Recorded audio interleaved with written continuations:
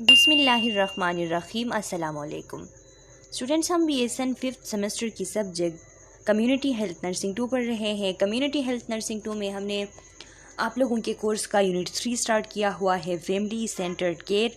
इसका पार्ट 1 हमने पढ़ लिया है, जो कि हमारे चैनल के प्लेलिस्ट में मौजूद है, और चैनल के प्लेलिस्ट का लिंक आप लोगों को इस वीडियो लेक्चर के डिस्क्रिप्शन के एंड में मिल जाएगी, वहाँ से आप स्टडी कर सकते हैं।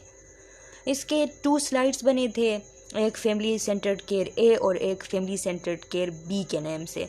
तो फैमिली सेंटर ए जो है वो हमने पार्ट 1 में कवर कर लिए थे। आज के इस वीडियो लेक्चर में हम फैमिली सेंटर्ड केयर जो कि बी जो है वो इसके जो स्लाइड्स है फैमिली सेंटर्ड केयर बी के नेम से जो बने हैं, तो ये भी हम कवर कर लेंगे। इसके साथ आप लोगों का ये यूनिट कंप्लीट हो जाएगी। और दूसरी बात स्टूडेंट्स, कि आप लोगों का रिक्वेस्ट है कि मैं यूनिट 4 आप लोग कह रहे हैं कि सेफ़ मदरहुड पढ़ाओ, तो स्टूडेंट्स वो काफ़ी लंबा चौड़ा यूनिट है, तो अभी इतना टाइम नहीं है कि मैं उसकी वीडियो लेक्चर बना सकूँ। मैं बहुत ज़्यादा बिज़ी हूँ इन दिनों, तो इसी वजह से मैं मज़ीद CHN के वीडियोस नहीं बना सकती। कल मैं कोशिश करूँगी कि आप लोगों के लिए इंग्लिश के कुछ वीडियोस अपलोड कर सकूँ। अगर हो सकी तो मैं कल इंग्लिश के वीडियोस अपलोड कर दूँगी। अगर कल इंग्लिश की वीडियोस मैं अपलोड नहीं कर सकी तो कल के बाद 2 तारीख से लेकर 15 तारीख तक कोई भी लेक्चर मैं अपलोड नहीं कर पाऊँगी। और इस दौरान आप लोगों के एग्ज़ाम्स भी आ रहे हैं, तो आप लोगों के एग्ज़ाम्स ख़त्म हो जाएंगे। आप लोगों का ये जो सेमेस्टर है ये बहुत ज़्यादा जो है वो शॉर्ट की गई, इसी वजह से मैं ये कोर्स जो है सही टाइम पे कंप्लीट नहीं कर सकी, जिसके लिए मैं आप लोगों से बहुत ज़्यादा मुआज़रत ख़्वाह हूँ कि आप लोगों का कोर्स जो है मैं कवर नहीं कर सकी। और आप लोग जब रिक्वेस्ट करते हो न्यू लेक्चर्स के लिए, तो मुझे ख़ुद जो है वो बहुत बुरा लगता है कि मैं कोर्स जो है वो कंप्लीट नहीं कर सकी। लेकिन मैं आप लोगों के सेमेस्टर के स्टार्ट से लेकर अभी तक कोशिश कर रही थी कि आप लोगों के कोर्स जो है वो टाइम पे पूरा हो। मैं अपनी पूरी कोशिश कर रही थी, लेकिन मेरे ख़ुद के स्टडीज़ और क्लासेस, तो इसके साथ साथ आप लोगों के लिए 4 सब्जेक्ट्स पढ़ाना और हर सेमेस्टर के जितने भी सब्जेक्ट्स थे उनको पढ़ाना और सबके लिए अलग अलग वीडियो लेक्चर बनाना, ये एक बंदे के लिए बहुत ज़्यादा मुश्किल होता है। तो इसीलिए आप लोगों का कोर्स जो है जितना मैं कवर कर सकती थी उतना मैंने कवर कर लिया है, और जितना मुझसे रह गया है तो वो आप लोग खुद पढ़ ले। अभी आप लोगों के पास भी इतना टाइम नहीं है कि आप लोग ये सारे सब्जेक्ट्स अभी पढ़ो। अभी आप लोगों को चाहिए कि जो पेडियाट्रिक हेल्थ नर्सिंग है उस पर फोकस करें। उसके यूनिट्स जो है आप लोग एक दफ़ा ज़रूर कवर कर ले, क्योंकि उसका पेपर पूरे यूनिट से बनता है। चाहे आप लोगों के कॉलेजेस में आप लोगों को सारे यूनिट्स पढ़ाए गए हैं या नहीं पढ़ाए गए हैं, लेकिन उसका जो पेपर है वो पूरे कोर्स से बनता है, और उसका आप लोगों के GPA पे बहुत ज़्यादा इफेक्ट होता है। तो इसीलिए आप लोग कोशिश करें कि इन दिनों एग्ज़ाम्स तक 6 को आई थिंक कि आप लोगों का फर्स्ट पेपर है PHN का, तो 6 तक अब आप लोग ये जितने भी डेज़ है ये PHN को दे दे और वो सही तरीके से पढ़ ले, उसमें 90+ स्कोर कर ले, तो आप लोगों का GPA जो है वो सही आएगा। फिर आप लोगों को CHN, उसके बाद CHN सबसे इम्पोर्टेंट सब्जेक्ट है जिसके 6 क्रेडिट आवर्स है, तो फिर उस पर आप ज़्यादा फोकस करें। बाकी TLP और इंग्लिश जो है उनकी इतनी क्रेडिट आवर नहीं है, लेकिन उनको भी पास करना है। और एग्ज़ाम्स के बाद आप लोगों के फिर 15 तारीख को जब मैं फ्री हो जाऊंगी, मेरे भी क्लासेस 15 तारीख तक है, 15 तारीख को मेरे क्लासेस ख़त्म होंगे, तो फिर मैं आप लोगों का जो पेडियाट्रिक का कोर्स है तो उसको कंटिन्यू करूंगी, ताकि आप लोग इसको सही तरीके से समझ सको। क्योंकि इसको समझना, पेडियाट्रिक हेल्थ नर्सिंग जो है इसको समझना आप लोगों के लिए बहुत ज़रूरी है। चाहे आप लोगों के एग्ज़ाम्स हो या ना हो उस पर, लेकिन समझना आप लोगों के लिए बहुत ज़रूरी है। क्योंकि आप लोगों के आगे 6 सेमेस्टर, 7 सेमेस्टर या 8 सेमेस्टर, उसमें कोई भी ऐसा सब्जेक्ट नहीं है कि उसमें आप बच्चों से रिलेटेड यानी पिड्स से रिलेटेड आप चीज़ें जो है वो पढ़ो। तो इसीलिए इसका जितना भी कोर्स है वो मैं कवर कर लूँगी, ताकि आप लोग सही तरीके से इसको समझ सको। बाकी अगर कल मैं इंग्लिश की वीडियोस बना सकती हूँ तो मैं बना लूँगी, अगर हो सके तो मैं बना लूँगी। मुझे अगर टाइम मिल जाए थोड़ा बहुत भी, मैं इंग्लिश के 2-3 वीडियोस बना दूँगी। लेकिन अगर मुझे टाइम नहीं मिल सका, अगर कल मैं इंग्लिश की वीडियोस अपलोड नहीं कर सकी, तो आप लोग भी समझ जाना। अपना वक्त कमेंट सेक्शन में ज़ाया नहीं करना और अपनी स्टडीज़ को कंटिन्यू करना है आप लोगों ने, क्योंकि आप लोगों के एग्ज़ाम्स बहुत करीब है। अगर कल मैं वीडियो नहीं बना पाऊँ तो कल के बाद मैं 15 तारीख तक कोई भी वीडियो जो है वो नहीं बना सकती। तो स्टूडेंट्स स्टार्ट करते हैं कि फैमिली सेंटर्ड केयर जो है वो इसका जो पार्ट B है उसमें क्या लिखा है।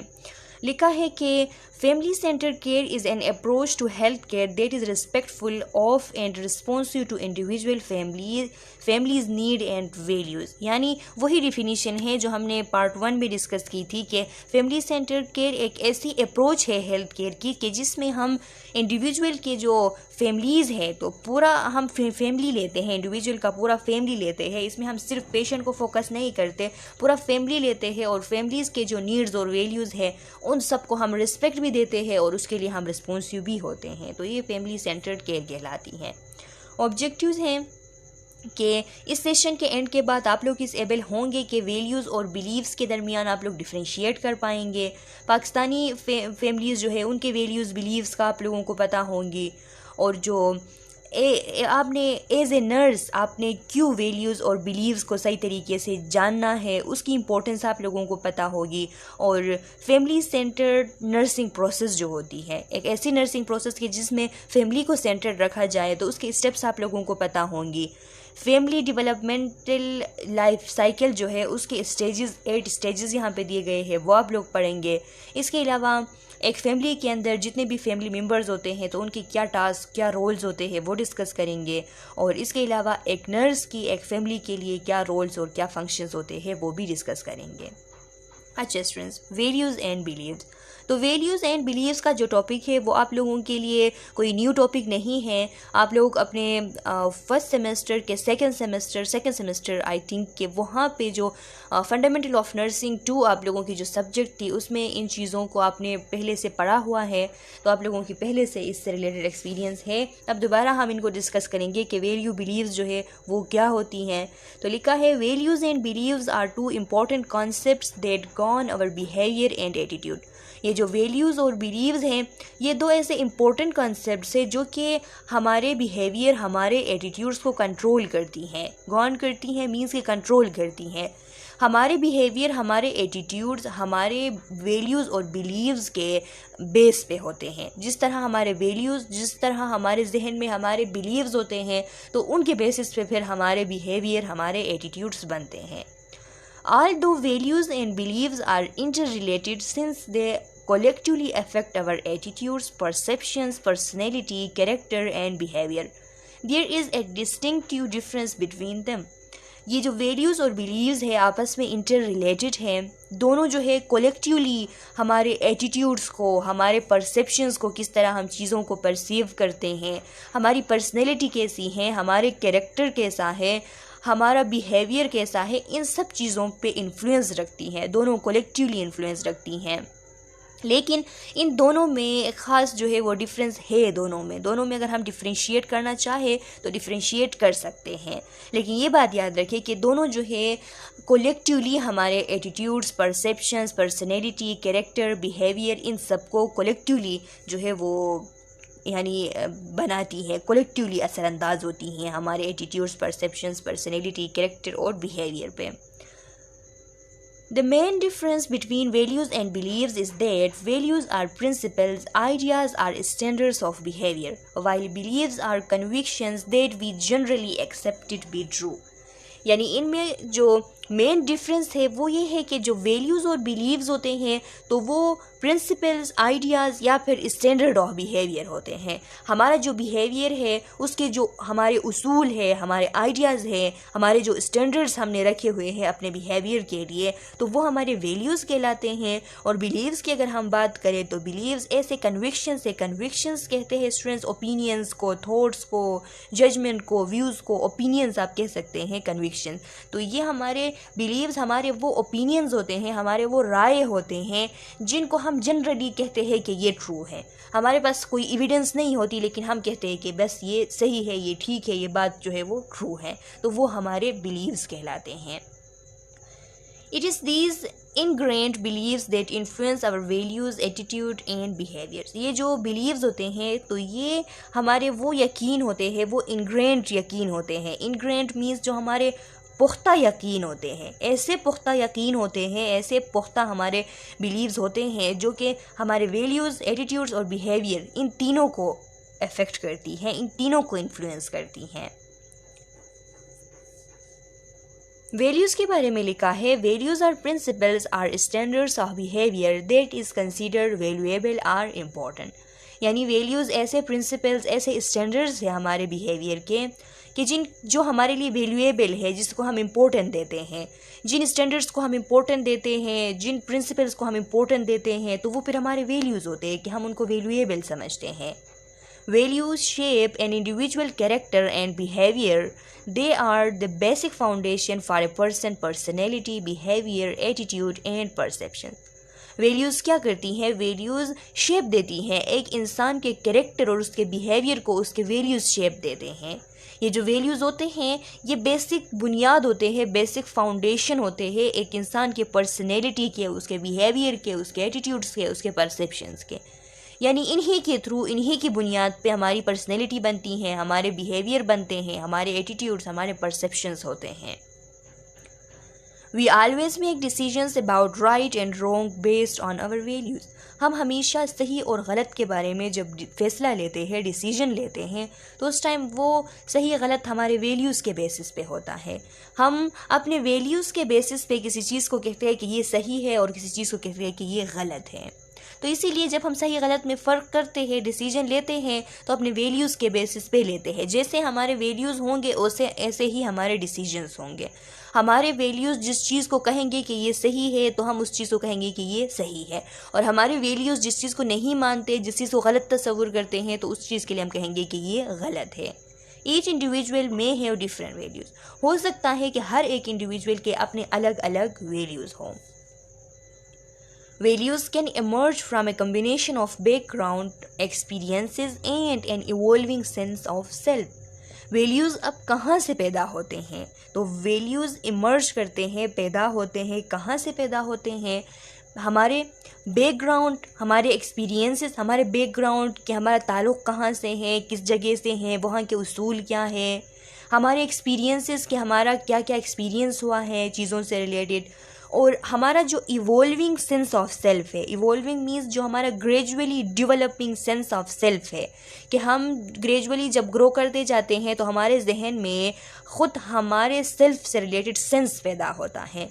तो वो जो हमारे जहन में सेंस ग्रेजुअली पैदा होती है, हमारा जो बैकग्राउंड होता है और हमारे जो एक्सपीरियंसेस होते हैं, तो इन सब के बेसिस पे हमारे वैल्यूज़ बनते हैं। Values of a person can be influenced by various factors like religion, culture and society.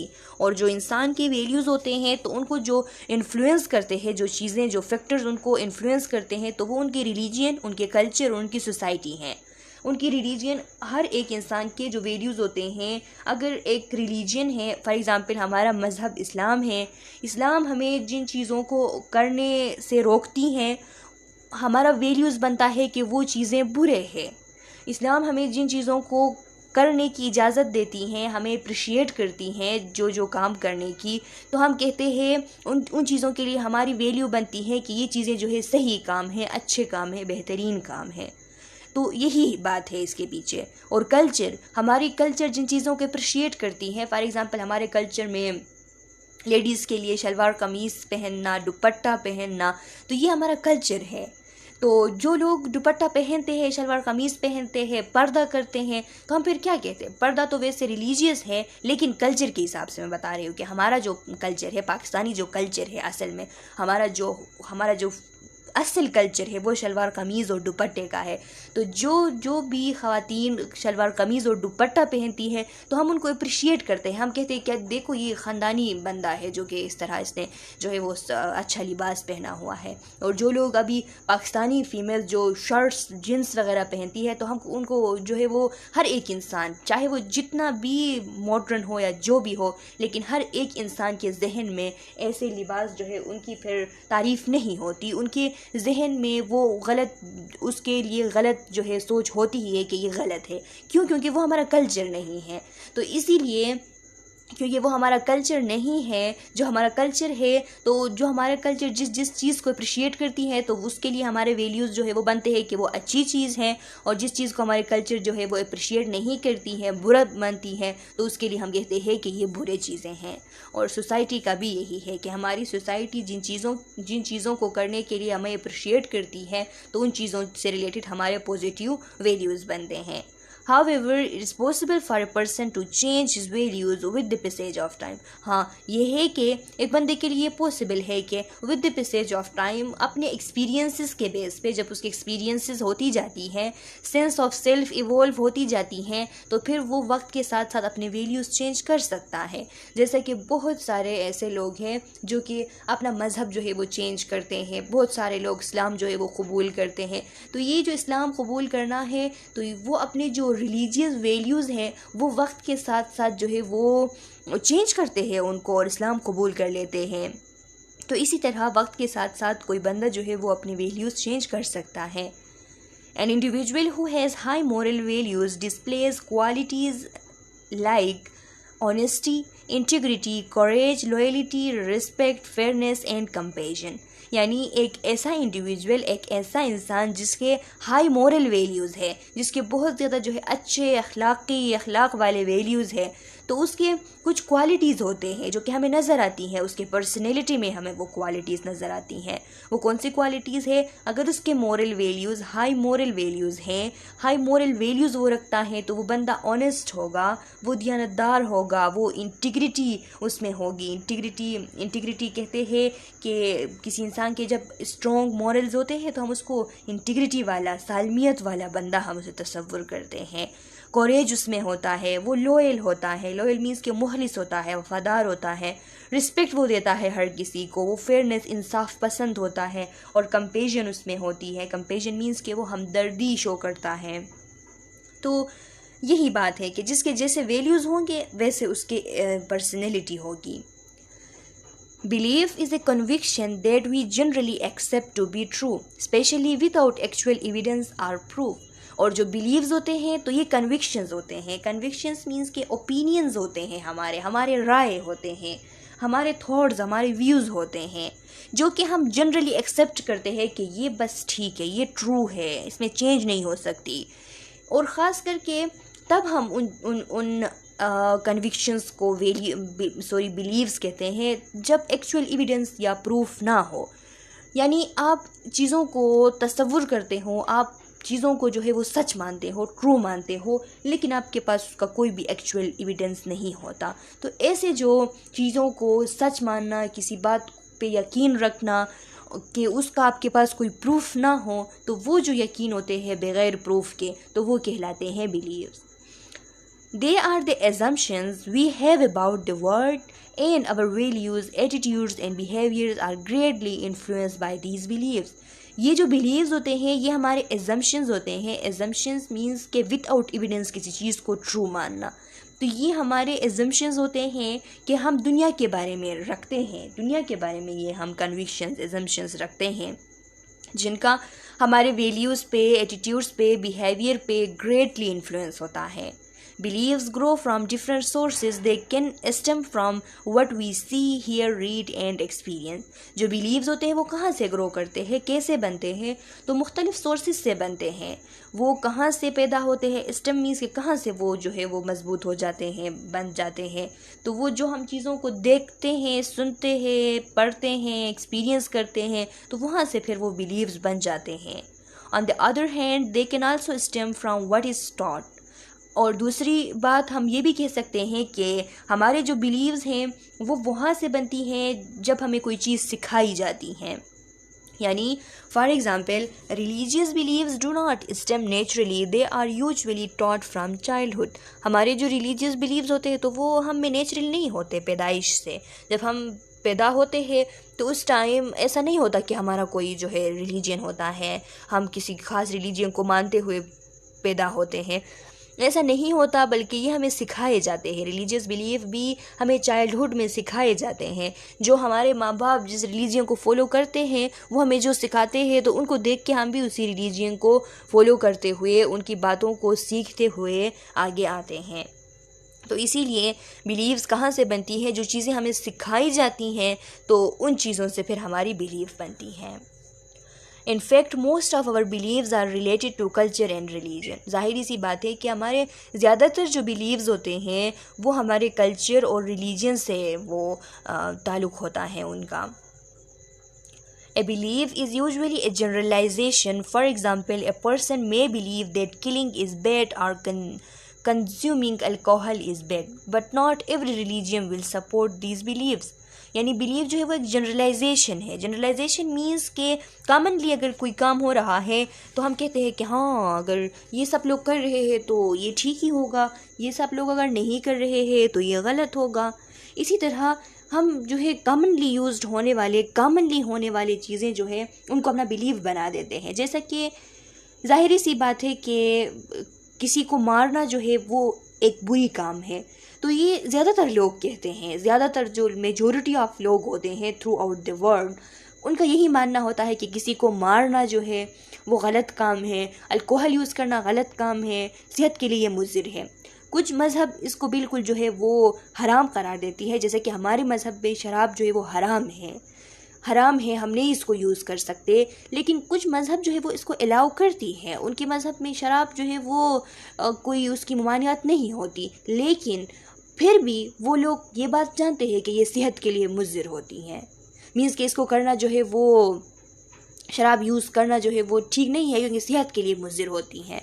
तो इसीलिए इस तरह जब ज़्यादा लोग किसी चीज़ को अपनाते हैं तो जनरलाइजेशन जब किसी काम की हो जाती है तो फिर वो हमारी बिलीफ बन जाती हैं.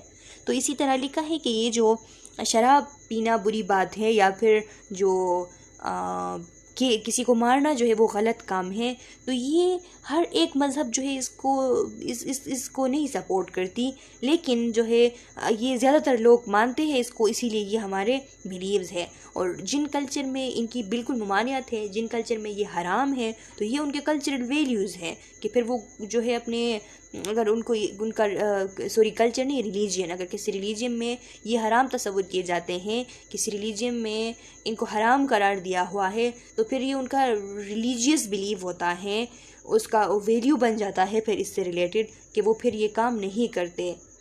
Beliefs are often very strongly ingrained in us that they influence our behavior, thoughts, attitudes in very powerful way. Believe जो होते हैं वो बहुत ज़्यादा स्ट्रॉन्गली इंग्रेंड होते हैं. स्ट्रॉन्गली इंग्रेंड मीन्स कि वो बहुत ज़्यादा पुख्ता होते हैं, जो कि पुख्ता होने की वजह से, बहुत ज़्यादा स्ट्रॉन्गली हमारे जहन में होने की वजह से हमारे बिहेवियर, थॉट्स, एटीट्यूड्स, इन सब को एक बहुत ही पावरफुल वे में वो इन्फ्लुएंस करती हैं. देखिए वैल्यूज़ वर्सेस बिलीव, यहाँ पे इनमें डिफ्रेंशिएशन की गई है. Values refers to principles or standards of behavior, one's judgment of what is important in life. यानी values किसे कहते हैं? जो principles, जो standards होते हैं behavior के, उसको हम values कहते हैं. कि एक इंसान की judgment के क्या important है life में, तो वो जिन चीज़ों को important तस्वुर करता है वो उसके values होते हैं. Beliefs refer to the convictions or acceptance that something exists or is true, especially without proof. और belief क्या होते हैं? Belief ऐसे कन्विक्शंस, ऐसे एक्सेप्टेंस होते हैं, ऐसे ओपिनियंस, ऐसे एक्सेप्टेंस होते हैं जो कि जिसके लिए हम कहते हैं कि कोई चीज़ जो है वो एग्जिस्ट करती है, कोई चीज़ मौजूद है, या कोई चीज़ जो है वो बिल्कुल ठीक है, सही है, कोई बात जो है वो बिल्कुल ट्रू है, और उसमें स्पेशली विदाउट प्रूफ नहीं होता, तो वो बिलीव्स कहलाती हैं. Affect behaviour and character, values हमारे बिहेवियर और कैरेक्टर को इफ़ेक्ट करती हैं, और बिलीव्स हमारे मोरल्स और वैल्यूज़ को इफ़ेक्ट करती हैं. तो ये बात आपने याद रखनी है, इनसे एमसीक्यूज़ बन सकती हैं कि वैल्यूज़ किन चीज़ों को इफ़ेक्ट करती हैं, बिहेवियर को और कैरेक्टर को इफ़ेक्ट करती हैं, और जो बिलीव्स होते हैं वो मोरल्स और वैल्यूज़ को इफ़ेक्ट करती हैं. जो वैल्यूज़ होते हैं हमारे वो बेसिकली बिलीव्स के बेसिस पे बनते हैं. वैल्यूज़ के एग्ज़ाम्पल है कि वैल्यूज़ मींस कि बंदा जो है अगर उसका कोई अच्छा वाला वैल्यू है, उसके अच्छे मॉरल वैल्यूज़ है, तो वो बंदा क्या होगा? लॉयल होगा, फेयरनेस होगी. यानी अगर वो लॉयलिटी को अगर वो वैल्यू देता है तो वो ख़ुद भी लॉयल होगा. अगर फेयरनेस को वैल्यू देता है, फेयरनेस के लिए समझता है कि इंसाफ अच्छी चीज़ है, तो वो ख़ुद भी जो है वो फेयरनेस शो करेगा, करेज उसमें होगी, कंपेशन होगी, रिस्पेक्ट होगी. और जो बिलीव्स है उसकी एग्जांपल क्या है? Lying is bad, God created the world, cheating is immoral. यानी लाइंग जो है, झूठ बोलना जो है वो बुरा है. तो ये हमारा बिलीव है। अब इससे हमारे वैल्यूज़ जो है वो इफ़ेक्ट होते हैं। यानी अगर झूठ बोलना बुरी बात है तो इसको अगर हम बुरा समझते हैं तो इसके लिए हमारे जहन में नेगेटिव वैल्यूज़ बनते हैं, हम झूठ बोलना जो है वो अवॉइड करते हैं। इसी तरह God created the world, cheating is immoral. Values के लिए लिखा है कि रिलेटेड टू डे लाइफ, जो वैल्यूज़ होते हैं वो हमारे डे टू डे लाइफ से रिलेटेड होते हैं, और जो बिलीव्स होते हैं वो हमेशा जो है ज़्यादातर हमारे जो रिलीजियन और कल्चर होते हैं तो उनसे रिलेटेड होते हैं। अच्छा students, Pakistani family values and beliefs, तो ये डिस्कशन के लिए ये टॉपिक यहाँ पे छोड़ी गई है, इसके कुछ स्लाइड्स नहीं बने हैं, ये डिस्कशन के लिए छोड़ी गई है। तो अभी हमारे पास इतना टाइम नहीं है कि हम इन चीज़ों को डिस्कस करें कि पाकिस्तानी फैमिलीज़ के वैल्यूज़ और बिलीव्स क्या है। पाकिस्तान चूँकि एक इस्लामी मुल्क है, तो इस्लामी मुल्क होने की वजह से यहाँ की मेजॉरिटी जो लोग होते हैं वो मुसलमान हैं। तो मुसलमान होने की वजह से हमारे जो रिलीजियस वैल्यूज़ हैं, हमारे रिलीजन जिन चीज़ों को, जिन कामों को अप्रिशिएट करती हैं, तो उनके लिए हमारे पॉजिटिव वैल्यूज़ हैं, हम उन्हीं को फॉलो करते हैं। और जिन चीज़ों की मुमानियत की गई है तो उनके लिए हमारा नेगेटिव वैल्यू होता है और हम उसको फॉलो नहीं करते, उन चीज़ों से जो है वो हम दूर रहते हैं। तो इसी तरह, और इसके अलावा हर एक इंसान को पता है कि पाकिस्तान के अंदर उसके मुआशरे में जो है वो कैसे वैल्यूज़, कैसे बिलीव्स होते हैं। तो आई थिंक कि इससे अगर कोई इस टॉपिक से MCQs वगैरह उठाए जाए तो आप खुद से वो सॉल्व कर सकते हो। Importance of knowing values and beliefs as a nurse. अब एज ए नर्स ये क्यों इम्पोर्टेंट है कि आप लोगों को क्यों वैल्यूज़ और बिलीव्स का पता होना ज़रूरी है। तो लिखा है, in nursing it is important to know and understand one's beliefs because the practice of nursing frequently challenges nurses beliefs. Nursing में ये बहुत ज़्यादा इम्पोर्टेंट है कि एक नर्स को अपने बिलीव्स के बारे में पता हो, अपने बिलीव्स को वो अंडरस्टैंड कर सके, क्योंकि नर्सिंग एक ऐसी प्रैक्टिस है कि जिसमें नर्सिस के जो बिलीव्स होते हैं तो उनके सामने बहुत सारे चैलेंजेस आते हैं। डिफरेंट कल्चर से, डिफरेंट रिलीजियस लोग जो है वो रिलीजियन से ताल्लुक़ रखने वाले आते हैं उनके पास, जिनके सबके अलग अलग वैल्यूज़, अलग अलग बिलीव्स होते हैं। तो इसीलिए नर्सिस के ख़ुद के जो बिलीव्स हैं वो हमेशा चैलेंजेस आते हैं उनके सामने। तो everyday nurses meet people whose beliefs are different from or even diametrically opposed to their own। अब देखिए कि हर एक दिन नर्सिस का ऐसे लोगों से मिलना होता है, ऐसे पेशेंट्स से मिलना होता है, ऐसे पेशेंट्स के अटेंडेंट जो होते हैं उनसे मिलना होता है कि उनके वैल्यूज़ जो है वो ना सिर्फ नर्सिस के वैल्यूज़ बिलीव्स से डिफरेंट होते हैं बल्कि उनको अपोज करती हैं, बिल्कुल जो उनके ख़िलाफ़ होती हैं, उनके ख़ुद के बिलीव्स के ख़िलाफ़ होती हैं। Effective nurses recognize the need to adopt non-judgmental attitude toward patient beliefs। और जो effective nurses होते हैं, जो नर्सेस जो इस प्रोफेशन के लिए सही से बने होते हैं, वो इफ़ेक्टिव प्रोफेशनल नर्स होते हैं, तो वो उनको पता होता है, वो रिकॉग्नाइज़ कर लेते हैं कि हमें नॉन जजमेंटल एटीट्यूड अडॉप्ट करनी है। पेशेंट के को हमने बिल्कुल जो है वो जज नहीं करना है और उसके जो बिलीव्स हैं उसके लिए हमने रिस्पेक्ट शो करनी है। A nurse with a non-judgmental attitude makes every effort to convey neither approval nor disapproval of patient beliefs and respect each person's right to his or her belief। एक वो nurse जो non judgmental attitude show करती है या करता है, जिसका non judgmental attitude होता है, तो वो हर एक अपनी कोशिश कर देता है कि वो ना तो पेशेंट के बिलीव को अप्रूव करे, उसको मंजूर करे, उसको माने, या फिर उसको ना जो है वो उसको डिसअप्रूव करे। यानी एज ए नर्सेस आपने ना किसी पेशेंट के बिलीव को अपनानी है, उसको मंजूर करनी है, ना आपने उसको ना मंजूर करनी है। आपने उसके बिलीव के साथ कुछ भी नहीं करना है, आपने नॉन जजमेंटल रहना है। और आपके जितने भी पेशेंट्स आते हैं तो उनका एज ए ह्यूमन उनका हक होता है कि उनका अपना ये राइट होता है कि वो अपने बिलीव रख सकते हैं ऑटोनोमसली। तो आपने बस उनका रिस्पेक्ट करना है, उनके वैल्यूज़ को ना तो आपने अप्रूव करनी है ना डिसअप्रूव करनी है, बस उनकी रिस्पेक्ट करनी है। As beliefs influence nursing practice, values also influence how nurses practice their profession। जैसे बिलीव्स इन्फ्लुएंस करती हैं नर्सिंग प्रैक्टिस को, उसी तरह वैल्यूज़ भी नर्सिंग प्रैक्टिस को, नर्सिंग प्रोफेशन के प्रैक्टिस को इन्फ्लुएंस करती है। Values influence behavior, and that people with unclear values lack direction, persistence and decision making skill.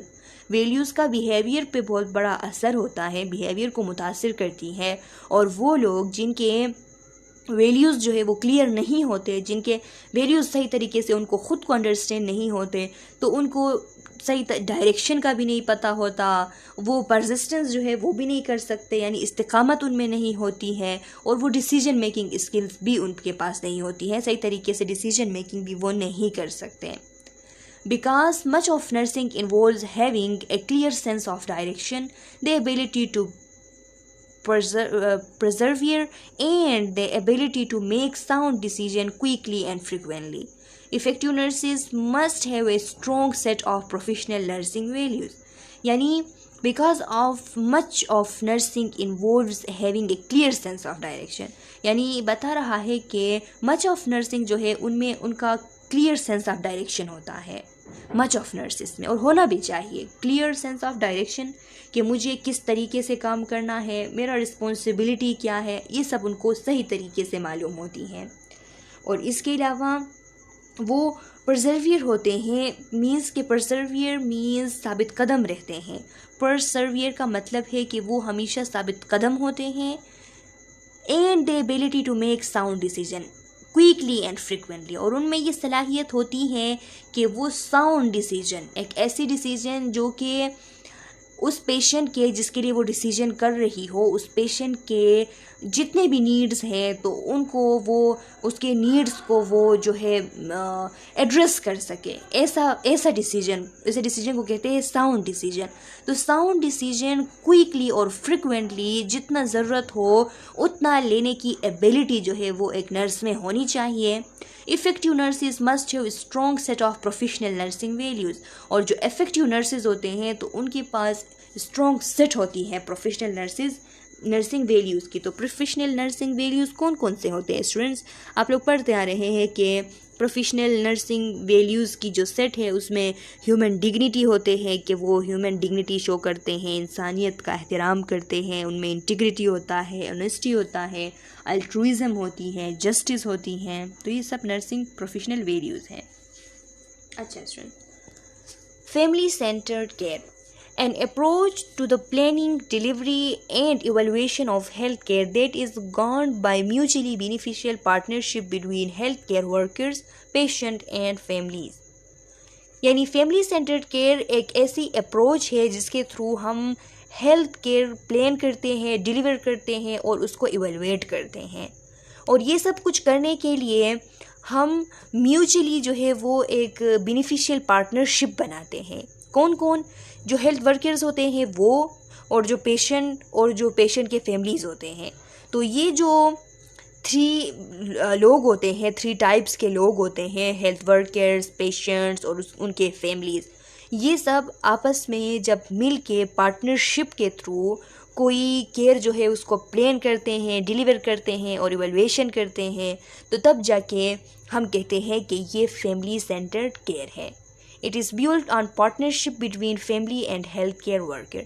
Family और हेल्थ केयर वर्कर्स के दरमियान जो पार्टनरशिप बनती है उस पार्टनरशिप के थ्रू फैमिली सेंटर्ड केयर जो है वो बिल्ट होती है। It is continual pursuit of being responsive to priorities and choices of families. और इसमें क्या होता है? कंटिन्यूअल परस्यूट, यानी इसमें मुसलसल तलाश होती है किस चीज़ की? Being responsive to priorities and choices of family, कि हम जो है हम जितने भी हेल्थ वर्कर्स हैं हम रिस्पॉन्सिव हो, फैमिलीज़ के जो चॉइसेस उनके प्रायोरिटीज़ हैं तो उन सब के लिए हम रिस्पॉन्सिव हो, इसकी मुसलसल परस्यूट होती है, मुसलसल तलाश होती है, मुसलसल हमारा यही जो है वो कोशिश होता है। Core concept of patient and family centred care, respect and dignity. Core concept means कि इसमें क्या क्या होता है, फैमिली सेंटर्ड केयर में क्या होता है। तो फर्स्ट वन है respect and dignity. Health care practitioner listens to and honour patient and family perspectives and choices. Patient and family knowledge, values, beliefs and cultural backgrounds are incorporated in the planning and delivery of care.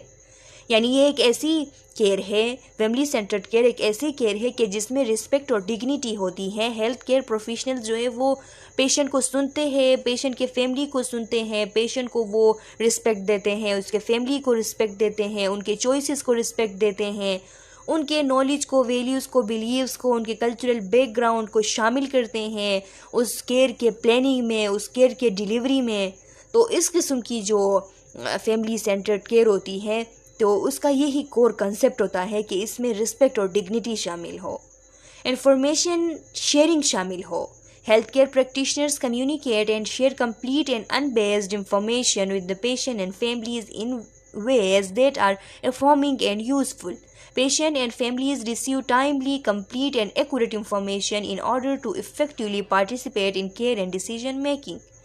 यानी information share करना ये भी उसका एक हिस्सा है कि health care practitioners को चाहिए कि वो कम्युनिकेट करे और वो शेयर करे कंप्लीट और अनबेस्ड इंफॉर्मेशन पेशेंट के साथ और उनके फैमिलीज़ के साथ, और कुछ इस तरीके से वो उनके साथ शेयर करे जो कि अफर्मिंग हो और यूज़फुल हो। यानी अफर्मिंग होने का मतलब है कि वो अफर्मिंग हो मीन्स कि उनके काम आ सके, वो उनके काम के हो, वो तस्दीक शुदा हो, वो ठीक हो, वो सही हो, वो कोई गलत इन्फॉर्मेशन ना हो। अफर्म कहते हैं तस्दीक होने को, तस्दीक शुदा इन्फॉर्मेशन हो। और अनबेस्ड इंफॉर्मेशन हो, अनबेस्ड इंफॉर्मेशन मीन्स कि वो न्यूट्रल हो, ओपन माइंडेड हो, उसमें ऑनेस्टी शामिल हो। ऐसे इंफॉर्मेशंस वो शेयर करें ताकि, और साथ में वो ये भी करे कि उनका ये हक है पेशेंट और फैमिलीज़ का कि वो टाइम पे कंप्लीट और एक्यूरेट इंफॉर्मेशन जो है वो उनको मिले और वो इफ़ेक्टिवली पार्टिसिपेट करे अपने केयर के डिसीजन मेकिंग में। पार्टिसिपेशन भी एक इसका हिस्सा है। Patient and families are encouraged and supported in participating in care and decision making at the level they choose. Patient और फैमिलीज दोनों जो है उनको क्या करना चाहिए, उनको इनकरेज करना चाहिए, उनको सपोर्ट करना चाहिए कि वो अपने केयर में, अपने केयर के लिए डिसीजन मेकिंग में, अपने लिए वो फैसला लेने में पार्टिसिपेट करे। तो पार्टिसिपेट कराने के लिए उनको इनकरेज, उनको सपोर्ट फराहम करना चाहिए। कोलैबोरेशन इसका एक मेन जो है वो हिस्सा है, इसके कोर कॉन्सेप्ट का मेन हिस्सा कोलैबोरेशन है। कोलैबोरेशन के बगैर फैमिली सेंटर्ड केयर नहीं हो सकती। कोलैबोरेशन क्या है? Patient, families, health care practitioners and health care leaders collaborate in policy and program development, implementation and evaluation, in facility design, in professional education and in research, as well as in the delivery of care. Patient को, families को, health care practitioners को और health care leaders जो है उनको collaborate करना चाहिए, उनको जाके बातचीत करनी चाहिए, शामिल होना चाहिए, शामिल करवाना चाहिए हेल्थ से रिलेटेड चीज़ों को पॉलिसी मेकिंग करते वक्त, प्रोग्राम बनाते वक्त, जो डेवलपमेंटल प्रोग्राम, डेवलपमेंटल पॉलिसीज़ वगैरह आते हैं तो उस टाइम इनको वहाँ पे शामिल करना चाहिए हेल्थ को, और इम्प्लीमेंटेशन इसके लिए करनी चाहिए, काम करने चाहिए, इंटरवेंशंस करने चाहिए और फिर उनकी इवैल्यूएशन भी करनी चाहिए। फैसिलिटी डिज़ाइन करनी चाहिए, कोई प्रोफेशनल एजुकेशन जो है वो देनी चाहिए, रिसर्च में इनको शामिल करना चाहिए और as well as delivery of care में भी इनको शामिल करना चाहिए। Family centred nursing process. Family centred nursing process क्या है students? It is a dynamic, systematic, organized method of critical thinking about the family. Family centered nursing process एक dynamic, systematic, organised method है क्रिटिकल थिंकिंग का। एक family के बारे में जब हम क्रिटिकल थिंकिंग करते हैं तो उसमें हम जब सिस्टमेटिक और ऑर्गेनाइज तरीके से करते हैं, ऑर्गेनाइज मेथड यूज़ करते हैं, तो वो family centred care nursing process कहलाती है। It is problem solving with the family to assess successful adaptation of the family to identify healthcare needs. ये एक प्रॉब्लम सॉल्विंग एक क्राइटेरिया है कि जिसमें क्या होता है, हम फैमिलीज़ के साथ जो है प्रॉब्लम सॉल्विंग करते हैं, इसके थ्रू हम उनकी मदद करते हैं कि वो फैमिली जो है सक्सेसफुली एडाप्टेशन करे और अपनी जो हेल्थ केयर नीड्स है उनको आइडेंटिफाई करे, to contribute to family performance of developmental function and task. Family center nursing process हम इसलिए करते हैं ताकि हम फैमिली की जो परफॉर्मेंस है, उनके डेवलपमेंटल फंक्शंस और टास्क में उनकी जो परफॉर्मेंस है तो उसके साथ हम कंट्रीब्यूट कर सकें, हम उनको मज़ीद जो है वो बेहतरी की तरफ ले जा सकें। Family nursing in clinical practice is based on A systemic approach to care situation in which not only needs of the patient are central but also the health and well-being of the family of which patient is a part। यानी family nursing एक ऐसी clinical practice है कि जिसमें हम systemic approach करते हैं, हम ऐसा केयर सिचुएशन प्रोवाइड करते हैं कि जिसमें सिर्फ पेशेंट के नीड्स को ही सेंट्रल नहीं रखा जाए बल्कि उसकी पूरी फैमिली की जो हेल्थ और वेल बीइंग है तो उस सब को सेंटर रखा जाए और एज ए होल फैमिली को जो है वो केयर प्रोवाइड किया जाए।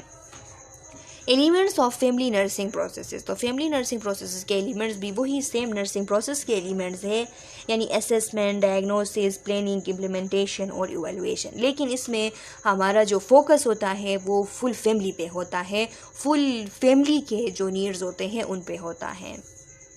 Stages of family developmental life cycle, अब इसके 8 स्टेजेस यहाँ पे दिए गए हैं कि फैमिली का जो डेवलपमेंटल लाइफ साइकिल होता है तो उसके स्टेजेस दिए गए हैं, 8 स्टेजेस इसके हैं।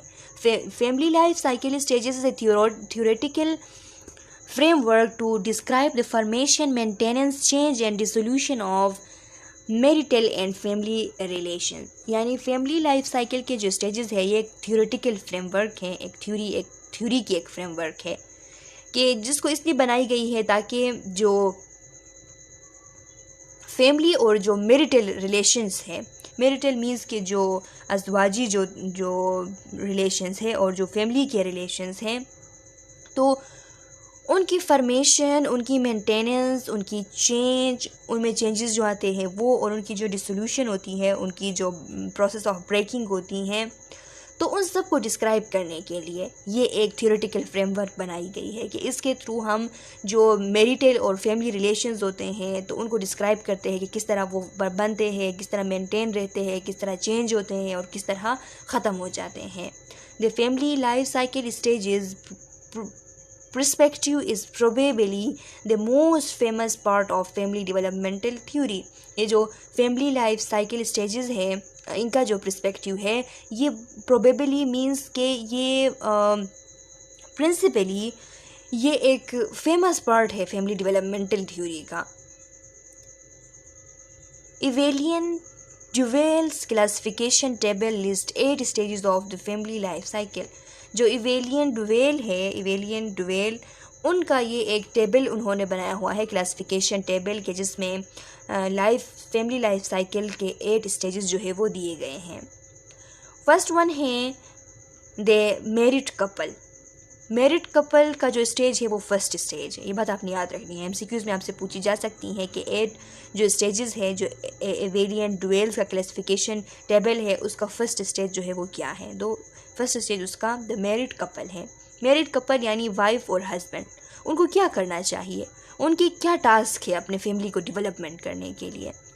तो फैमिली को डेवलप करने के लिए उनके टास्क है कि वो इस्टेब्लिशिंग ए म्यूचुअली सेटिस्फाइंग मैरिज, वो आपस में म्यूचुअली दोनों के लिए सेटिस्फाइंग मैरिज जो है वो इस्टेब्लिश करे, यानी उनका मैरिज लाइफ ऐसा हो कि उसमें दोनों सेटिस्फाई हो। एडजस्टिंग टू प्रेगनेंसी के साथ वो एडजस्ट करे, प्रेगनेंसी हो तो उसके साथ एडजस्ट करे वो दोनों। फिटिंग इनटू द कीन नेटवर्क, और जो आपस के खून के रिश्ते होते हैं, कीन नेटवर्क होती हैं, उनमें फ़िट होने की कोशिश करें। सेकेंड जो स्टेज होता है वो चाइल्ड बियरिंग का होता है। तो चाइल्ड बियरिंग जब होती है तो इसमें लोगों की पोजीशन क्या होती है, फैमिली मेम्बर्स जो वाइफ और हस्बैंड थे वो अब मदर और फादर बन जाते हैं, और साथ में उनका एक इन्फेंट भी होता है। तो फिर अब उनके क्या टास्क होते हैं अपने फैमिली को डेवलप करने के लिए। तो इस स्टेज के दौरान उनका ये टास्क होता है कि having an adjusting to an infant, उनका इन्फेंट हो और अपने इन्फेंट के साथ वो एडजस्ट करे। Establishing a satisfying home for parent and infant, वो एक ऐसा होम बनाए, एक ऐसा घर रखे कि जिसमें उसके बच्चा जो है, इन्फेंट जो है वो भी सेटिस्फाई हो और दोनों जो हस्बैंड वाइफ है वो भी सेटिस्फाई हो उस लाइफ से। इसका जो थर्ड स्टेज है वो प्री स्कूल एज चिल्ड्रंस है। जब बच्चे प्री स्कूल एज के होते हैं तो उस टाइम उस फैमिली के लोगों की पोजीशन क्या होती हैं, वाइफ और हस्बैंड जो थे वो मदर फादर बन जाते हैं, और जो इन्फेंट्स थे वो अब डॉटर सिस्टर सन ब्रदर बन जाते हैं। तो अब उनकी डेवलपमेंटल टास्क क्या होते हैं अपनी फैमिली को डेवलप करने के लिए? उनके टास्क क्या होते हैं? Adapting to needs of preschool children. उनको एडाप्टेशन करनी है कि जितने भी प्री स्कूल चिल्ड्रन के जितने भी नीड्स होते हैं उनको वो पूरा करें। Coping with energy depletion and lack of privacy as parent. अब वो इन चीज़ों के साथ कोप करे कि उनकी एनर्जी डिप्लीशन हो रही है, वो काम कम करते करते थक रहे हैं, या फिर उनकी जो है अब वो पेरेंट बन गए हैं तो उनकी उतनी प्राइवेसी नहीं रही, तो इन चीज़ों के साथ उनको कोप करना चाहिए। स्टेज 4 है स्कूल एज चिल्ड्रन। जब बच्चे स्कूल एज के हो जाते हैं तब भी वहाँ पे वही पोजीशन होती है कि वाइफ हस्बैंड जो है मदर फादर और डॉटर जो है वो सिस्टर्स और सन्स जो है वो ब्रदर्स, इस तरह उनकी पोजीशन होती है। अब उनके इस स्टेज में डेवलपमेंटल टास्क क्या है? Fitting into the community. अब वो स्कूल एज चिल्ड्रन हैं, उन्हें अब कम्युनिटी में एक्सपोज होना है, तो उनका ये टास्क है कम्युनिटी में फिट हो। Encouraging children education achievement. और माँ बाप की इसमें ये उनकी रिस्पॉन्सिबिलिटी है, उनका टास्क है कि इस स्टेज के दौरान वो अपने बच्चों के जो एजुकेशनल अचीवमेंट्स हैं उनको इनकरेज करें। स्टेज 5 टीनी एज चिल्ड्रंस है। तो टीनी एज चिल्ड्रंस में पोजीशन वही सेम है। अब टीनी एज चिल्ड्रंस में अब इनका जो है वो क्या टास्क होता है इस दौरान फैमिली मेम्बर्स का? तो बैलेंसिंग फ्रीडम विद रिस्पॉन्सिबिलिटी। अब इसमें बच्चों के लिए बैलेंसिंग करनी है फ्रीडम और रिस्पॉन्सिबिलिटीज़ को। उनको बहुत ज़्यादा जो है वो टाइट भी नहीं रखना है, सख्ती उन पे नहीं करनी है, बहुत ज़्यादा उनको फ्री भी नहीं रखना है। उनको उनकी रिस्पॉन्सिबिलिटीज़ बतानी है और उनके लिए उनको जो है फ्रीडम भी देनी है, लेकिन रिस्पॉन्सिबिलिटीज़ साथ में उनसे करवानी है। Establishing post parental interest. और पोस्ट पेरेंटल इंटरेस्ट भी उन्होंने इस्टेब्लिश करनी है। पोस्ट पेरेंटल इंटरेस्ट कहते हैं कि एक कपल है, अगर एक कपल अपनी बच्चे पैदा होने के बाद, बच्चे थोड़े बड़े होने के बाद दोबारा से अपनी जो मैरिटल स्टेटस है, जो उनकी अज़दवाजी ज़िंदगी जो है उस पर दोबारा एक नज़र डाले और उसको जो है मज़ीद जो है वो अच्छा बनाने की कोशिश करे, अपने रिलेशनशिप्स को डीपर बनाने की कोशिश करे इस टाइम। तो ये भी उनकी रिस्पॉन्सिबिलिटी होती है कि दोबारा से अपने मैरिड लाइफ जो है उसको टाइम दे और उसको भी जो है वो अपने रिलेशनशिप्स को मज़ीद जो है वो डीप बनाने की ज़रूरत होती है इस स्टेज में।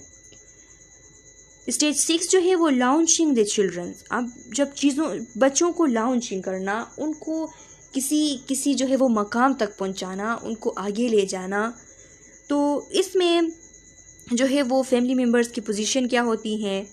वाइफ हस्बैंड जो है वो मदर फादर बन जाते हैं और मे बी ग्रैंड मदर और ग्रैंड फादर भी बन जाते हैं। तो इसमें वो अपने बच्चों को लॉन्चिंग यूथ इनटू एडल्टहुड, जो उनके जो यूथ थे, जो जवान बच्चे थे, अब उन्होंने पहुंचाना है एडल्टहुड में। मेंटेनिंग ए सपोर्टिव होम बेस। उन्होंने अपने घर को, अपने फैमिली में एक सपोर्टिव होम बेस जो है वो मेंटेन करनी है कि सब जो है एक दूसरे का सपोर्ट करें। स्टेज 7 जो है वो मिडिल एज्ड पेरेंट्स का है। इसमें भी पोजीशन यही है कि ग्रैंड मदर ग्रैंड फादर भी वो अब हो सकते हैं इस स्टेज में। तो रीफोकसिंग ऑन द मैरिज रिलेशनशिप। अब इस स्टेज में भी आके अपने मैरिज रिलेशनशिप को दोबारा रीफोकस करनी है, अपने रिश्तों को डीप बनाना है। मेंटेनिंग किन ties with older and younger generation. अब अपने जो खून के रिश्ते हैं तो उनको मज़ीद जो है स्ट्रॉन्ग बनानी है। बच्चों को बड़ों के साथ जो इनकी रिलेशनशिप को स्ट्रॉन्ग बनानी है और बड़ों को यंगर जनरेशन के साथ। तो इस तरह फैमिली को जो है वो एक दूसरे के साथ जोड़ के रखना है। स्टेज 8 जो है वो है stage 8 last stage, ageing family members के। इसमें अब एजिड हो रहे हैं वो लोग, तो इसमें भी वही हस्बैंड वाइफ जो है वो ग्रैंड मदर ग्रैंड फादर हो सकते हैं, और ऐसा भी हो सकता है कि विडोअर और विडो भी हो सकते हैं, यानी बेवा भी हो सकते हैं। इनमें से एक पार्टनर जो है उसकी इस एज में वफ़ात भी हो सकती है। तो इसमें क्या करना है? Coping with death and living alone. अपने लाउड वन के डेथ के साथ कोप करना और अकेले रहना सीखना, उसके साथ कोप करना। Selling the family home. अगर उनको किसी मजबूरी की वजह से अपनी उनकी जो घर होती है फैमिली होम, उनका जो सरमाया होता है, उनका घर, उनका पुराना घर, उसको अगर बेचना पड़े किसी वजह से बच्चों की तालीम वगैरह के लिए, तो उसके साथ भी वो कोप करे, और रिटायरमेंट अगर उनकी हो इस एज में जॉब से, तो उसके साथ भी वो ख़ुद को एडजस्ट करें। तो ये चीज़ें इसमें शामिल हैं। Roles and function of nurse in family centred care. तो स्टूडेंट्स यहाँ पे आपने ये स्टेजेस सही तरीके से याद करनी है, इनसे MCQs बन सकती हैं। आप देखिए कि नर्सिस का फैमिली सेंटर्ड केयर में रोल क्या होता है, उनके क्या फंक्शन होते हैं। मैरिड कपल के लिए नर्सिस क्या कर सकते हैं, उनके लिए एज ए काउंसलर वो काम कर सकते हैं। उनकी जो सेक्सुअल रिलेशनशिप होती है, मैरिटल रिलेशनशिप होती है, फैमिली प्लानिंग होती है, उन सब पे उनको काउंसल कर सकते हैं, उनको एजुकेशन दे सकते हैं, पेरेंटिंग स्किल्स उनको सिखा सकते हैं। जब चाइल्ड बियरिंग फैमिली हो, जब बच्चे हो, तो ऐसी फैमिली को नर्स क्या कर सकती हैं, नर्स उनको प्रीनेटल, पेरीनेटल और पोस्ट नेटल केयर प्रोवाइड कर सकती हैं। प्रीनेटल यानी प्रेगनेंसी से पहले, पेरीनेटल प्रेगनेंसी के दौरान, और पोस्ट नेटल डिलीवरी के बाद उनको केयर प्रोवाइड कर सकती हैं। मैटरनल और चाइल्ड न्यूट्रिशन को ठीक करवाने पे एजुकेशन दे सकती है और उनकी इम्यूनाइजेशन कर सकती हैं। ये उसका रोल होता है नर्स का। अगर नर्स एक ऐसी फैमिली को केयर प्रोवाइड कर रही है जिसमें प्री स्कूल और स्कूल एज चिल्ड्रन हैं, तो उस टाइम उसकी फंक्शन क्या होगी, रोल क्या होगी। डेवलपमेंट को वो मॉनिटर करे कि किस तरह डेवलपमेंट हो रही है। अगर किसी काउंसलर, किसी साइकोलॉजिस्ट की ज़रूरत है उनके मशवरे वगैरह की, तो रिफरल दे। फ़र्स्ट एड उनको सिखाए, फ़र्स्ट एड के जो मेजर्स होते हैं वो, और इम्यूनाइजेशन करे इस एज में भी। न्यूट्रिशन, एक्सरसाइज और हेल्थी हैबिट्स जो है वो उनको समझाए। एनवायरमेंटल सेफ्टी उनको बताए। अगर ऐसी फैमिली को केयर प्रोवाइड कर रहे हैं जिसमें एडोलेसेंट्स हैं, तो उस वक्त हेल्थ रिस्क फैक्टर जो है वो उनको टीच करे कि हेल्थ के लिए रिस्क फैक्टर्स क्या क्या हैं। हेल्थ प्रमोशन एक्टिविटीज़ उनको बताए, उनसे करवाए हेल्थ प्रमोशन एक्टिविटीज़। उनको मेंटल हेल्थ रिसोर्सेज की रिफरल दे, क्योंकि इस टाइम मेंटल हेल्थ जो है उनका जो है वो बहुत ज़्यादा इफ़ेक्ट होता है इस एज में। इसीलिए सेक्सुअली ट्रांसमिटेड डिजीज़ के प्रिवेंशन के बारे में उनको बताए और फैमिली प्लानिंग के बारे में उनको बताए। अगर नर्सिस एक ऐसी फैमिली को केयर दे रहे हैं कि जिसमें ओल्डर एडल्ट्स हैं, तो उसमें क्या करेंगे, एक्सरसाइज और न्यूट्रिशन जो है उसको मॉनिटर करेंगे। मेडिकेशंस को वो मॉनिटर करेंगे कि मेडिकेशंस वो किस तरीके से यूज़ कर रहे हैं। उनके लिए जो सेफ्टी मेजर्स होते हैं, तो उनको वो सेफ्टी मेजर्स उनको बताएंगे, उनके बारे में एजुकेशन देंगे, और हेल्थ प्रॉब्लम्स जो है तो उनके साथ किस तरीके से एडजस्ट करनी है वो उनको सिखाएंगे। अच्छा स्टूडेंट्स, तो ये कंप्लीट हो चुका है आप लोगों का ये यूनिट पी, जो कि यूनिट 3 था, ये कंप्लीट हो चुका है। मैं उम्मीद करती हूँ कि आप लोगों को समझ आ गई है। फिर भी अगर आप लोगों का कोई क्वेश्चन, कोई कन्फ्यूजन है, तो कमेंट सेक्शन में अपना क्वेश्चन डाल ले, मैं आप लोगों के क्वेश्चन का आंसर करूँगी। आप लोगों के एग्ज़ाम्स के लिए बेस्ट ऑफ लक, सही तरीके से प्रिपेयर करें और आप लोगों के एग्ज़ाम्स इंशाल्लाह अच्छे होंगे। मिलते हैं नेक्स्ट वीडियो लेक्चर में। अगर मैं इंग्लिश के वीडियो लेक्चर्स बना सकूँ तो मैं कल बनाऊँगी। अगर कल नहीं बना पाई तो 15 तारीख के बाद मैं आप लोगों के लिए वीडियो लेक्चर्स बनाऊंगी पेडियाट्रिक हेल्थ नर्सिंग के। और अगर आप लोगों का 6th सेमेस्टर स्टार्ट होता है तो 6th सेमेस्टर के, तब तक के लिए अल्लाह हाफिज़।